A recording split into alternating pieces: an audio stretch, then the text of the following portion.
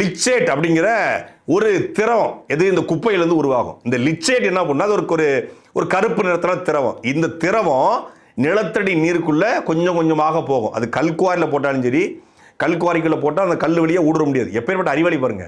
குப்பை எப்படி கல்லுக்குள்ள போகும்? குப்பை போகாது. இந்த கேஸ் போகும்ல, இந்த லிச்சேட் போகும்ல, இது உள்ள போகும்போது நிலத்தடி நீர் முழுமையாக மாசடையும். அந்த இடத்துல ஒருத்தன் போட்டான் அப்படின்னா அது கருப்பு கடல்ல தண்ணி வரும். அது நச்சு தண்ணியாக, கிருமி நச்சு கலந்த விஷம் கலந்த தண்ணீராக வரும். குடிக்கிறவன் செத்தே போயிடுவான். அதெல்லாத்தையும் தாண்டி இப்போதான் துவாக்குடி டெவலப் ஆகிட்டு இருக்கு. திருச்சி திருவெரும்பூர் வந்து முழுக்க வீடு பீகல்ச்சி வரைக்கும் வந்துருச்சு. துவாக்குடி டெவலப் ஆகிட்டு அந்தந்த பகுதியில் வீடு கட்டிட்டு இருக்கான். இவன் அங்கே போய் வீடு கட்டி இடம் வாங்கி போட்டவன் போய் வீடை கட்டி அங்கே போய் போர் போட்டான்னா தண்ணி பழுப்பு நிறம் இல்லை கருப்பு நிறம் தான் வரும். நச்சு மாசடைந்து தண்ணி வரும். விவசாயம் அழிஞ்சே போயிடும்.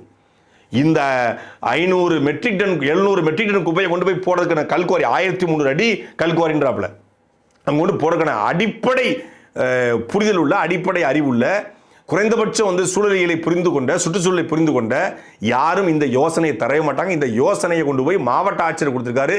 திருச்சி மாவட்ட ஆட்சியரும் சரி, திருச்சி மாநகர ஆணையரும் சரி, இந்த புகாரை கிழிச்சு குப்பத்தொட்டில் போட்டுட்டு உடனடியாக நீங்கள் இந்த 500 மெட்ரிக் டன்னையும் மறுசுழற்சி செய்வதற்கு என்ன பண்ணுமோ அதை திட்டமிடுங்க. இது போன்ற சட்டமன்ற உறுப்பினர்களுடைய கோரிக்கைகளை ஒருபோதும் இந்த அதிகாரிகளும் ஏற்றுக்கொள்ளக்கூடாது.